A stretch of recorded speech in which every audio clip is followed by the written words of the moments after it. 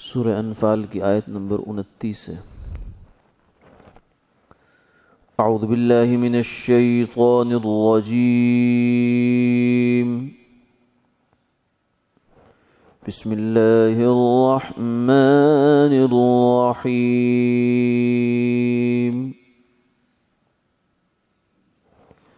یا ایہا الذین آمنوا ان اتقوا اللہ یجعل لکم فرقانا ویکفر عنکم سیئاتکم ویغفر لکم واللہ ذو الفضل العظیم۔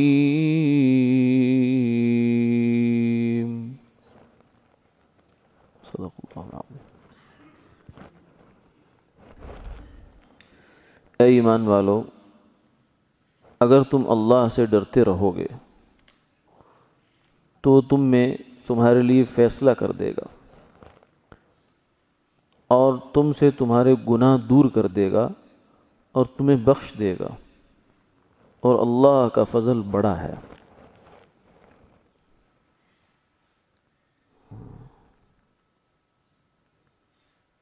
اس آیت مبارکہ میں اللہ رب العزت نے ایک کام پر 3 وعدے فرمائے جو خاص نام لے کر فرمائے، اور ایک پھر کھلا وعدہ ہے، امید ہے۔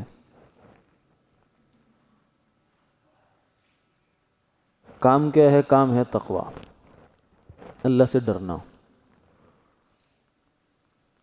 یعنی اللہ کو سامنے رکھ کر زندگی گزارنا۔ کام ہو جائے جب بھی، کام کرنے سے پہلے بھی اللہ تعالیٰ کو سامنے رکھ کر جو انسان زندگی گزارتا ہے وہ تقوی ہے۔ اور اس کے پھر کئی درجات ہیں۔ اعلیٰ درجہ تو یہ ہے کہ انسان سے کوئی اللہ کی نافرمانی نہ ہو، کوئی گناہ نہ ہو، اس سے کوئی حکم عدولی نہ ہو، اس سے، یہ تو اعلیٰ درجہ ہے۔ پھر اس سے نچلا درجہ یہ ہے کہ کچھ ہو بھی جائے تو فوراً توبہ کر لے انسان۔ اگر لغزش ہو جائے، کچھ نہ کچھ اونچ نیچ ہو جائے آدمی سے، کبھی غفلت میں ہو جائے، کبھی جذبات میں مغلوب ہو کے اگر ہو جائے، تو بس فوراً توبہ کرے۔ اتبع السیئۃ الحسنہ، حضور نے فرمایا کہ جب بھی تم سے کوئی غلطی ہو جائے، گناہ ہو جائے، تو فوراً نیکی کرو، کیونکہ نیکی گناہ کے اثرات کو ختم کرتی ہے، تمحوہا، یہ اس کو ختم کر دے گی۔ پھر فرمایا ان الحسنات یذہبن السیئات، نیکیاں یہ برائیوں کو ختم کر دیتی ہیں، اڑا دیتی ہیں۔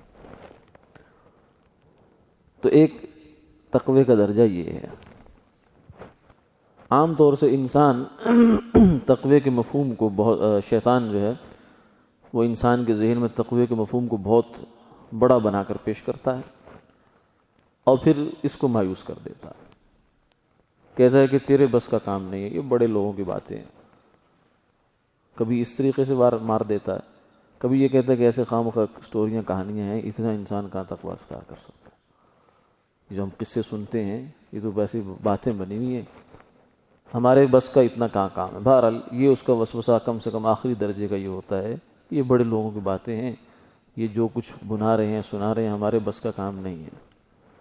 یہ اس کا ایک وسوسہ ہے، چال ہے اس کی۔ اس نے تقوی کا مفہوم جو ہمارے ذہن میں خاص اعلیٰ درجے کا جو تقوی ہے بس وہ بٹھا دیا ہے۔ حالانکہ یہ صرف بھی مفہوم صحیح نہیں ہے، مفہوم تقوی میں یہ بھی شامل ہے کہ انسان ڈر ڈر کے زندگی گزارے، چاہے اس سے گناہ ہو یا نہ ہو۔ اگر نہیں ہوا تو بہت اچھی بات ہے، لیکن اگر ہو بھی گیا تو فوراً توبہ کرے، یہ بھی تقوی ہے۔ یعنی مسلمان کے کھاتے میں کوئی گناہ نہ ہو، بس یہ تقوی سمجھ لیں۔ جب بھی غلطی ہو جائے تو فوراً توبہ کر لے، فوراً توبہ کرنے سے گناہ معاف ہو جاتا ہے، توبہ کے بعد نیکی کرنے سے گناہ کے اثرات ختم ہو جاتے ہیں. بس اوقات ہوتا ہے کہ توبہ تو ہم نے کر لی لیکن گناہ کا اثر چھوڑ گیا وہ. اب وہ تو جاتے جاتے جائے گا, کچھ وقت لگتا ہے اس میں.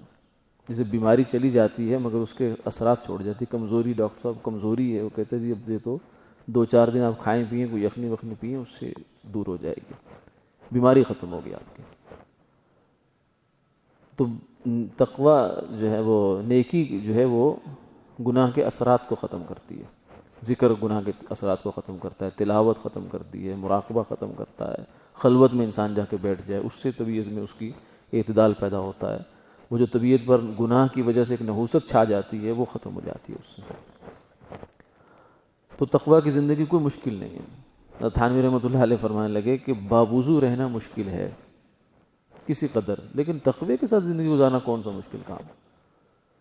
کیونکہ باوضو ہونے کے لیے آپ کو پھر بھی اٹھنا پڑے گا. وضو ٹوٹ گیا نا, آپ نے عہد کر لیا کہ میں نے 24 گھنٹے کی زندگی باوضو رہنا ہے, تو اس کے لیے آپ کو کچھ تکلف کرنا پڑے گا.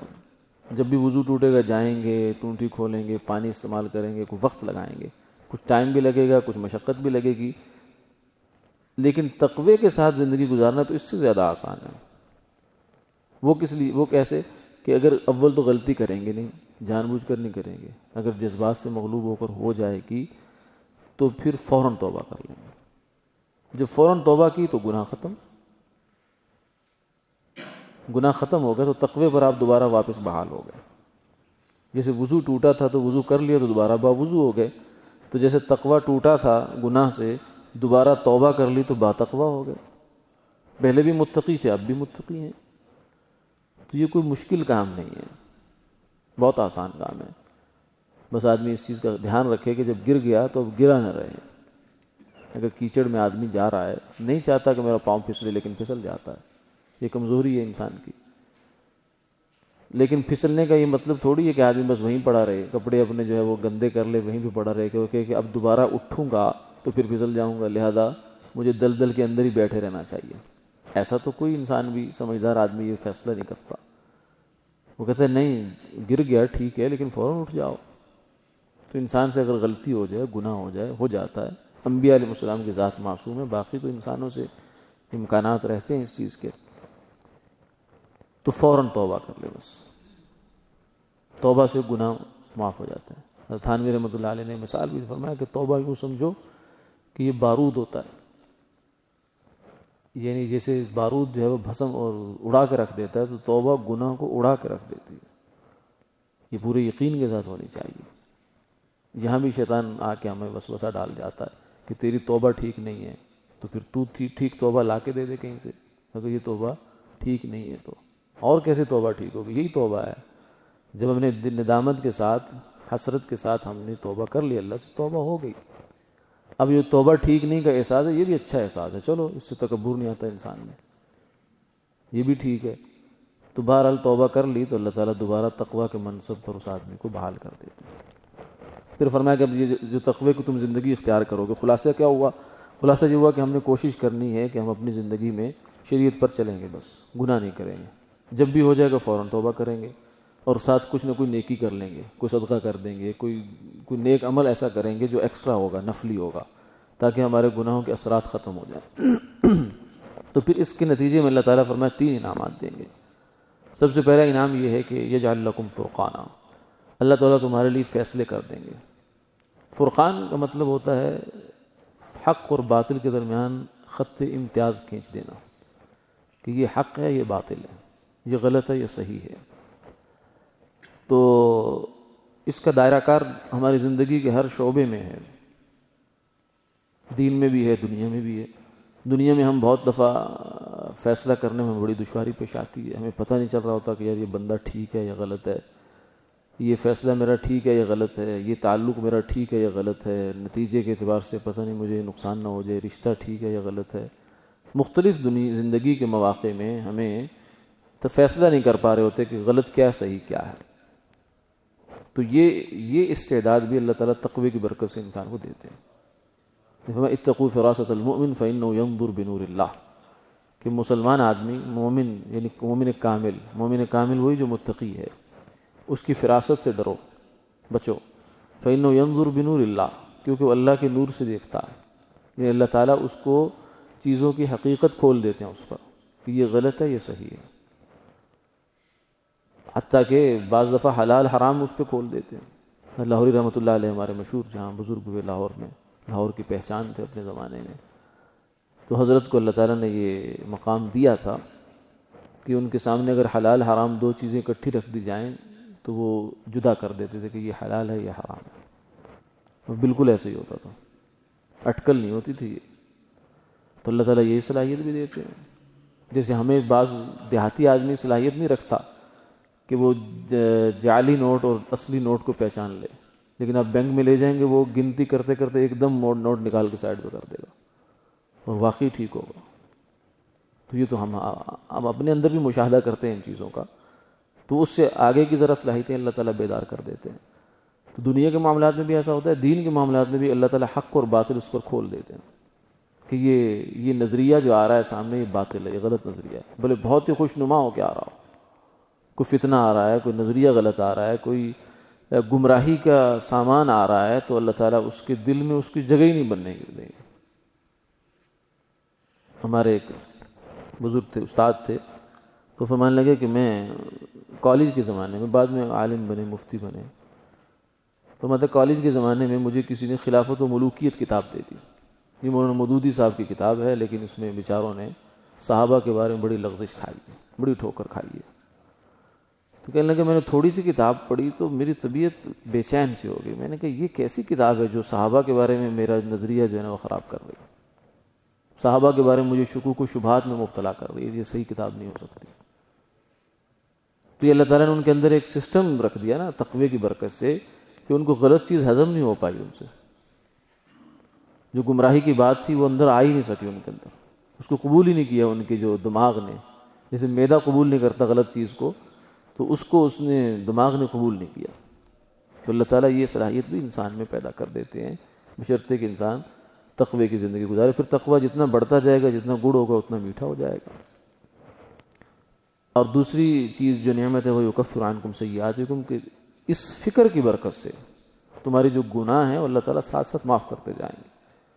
غلطی ہو گئی، تم نے دوبارہ واپس آنے کی نیت کر لی، عزم کر لیا، تو اللہ تعالیٰ خود ہی اس کو معاف کر دیں گے۔ چھوٹی موٹی لغزشیں جو تمہارے اس میں نہیں آئیں گی، شمار میں نہیں آئیں گی، دھیان میں نہیں آئیں گی، وہ اللہ تعالیٰ ویسے معاف کرتے رہیں گے۔ بڑے بڑے گناہوں کی تم معافی مانگو، ان تجتنبوا کبائر ما تنہون عنہ نکفر عنکم سیئاتکم، اگر تم بڑے بڑے گناہوں سے بچنے کا اہتمام رکھو گے تو چھوٹے چھوٹے گناہ ہم تمہارے خود ہی معاف کرتے رہیں گے۔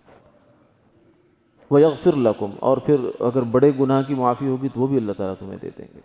یعنی بس تم نیت کر لو گویا، تو خلاصہ کیا ہوا، متقی بننے کی انسان پکی نیت کرے، عزم کرے، تو اس کی برکت سے اللہ تعالیٰ اس کے سارے کام یوں سمجھے سیدھے کر دیتے ہیں، دین کے، دنیا کے، ہر اعتبار سے۔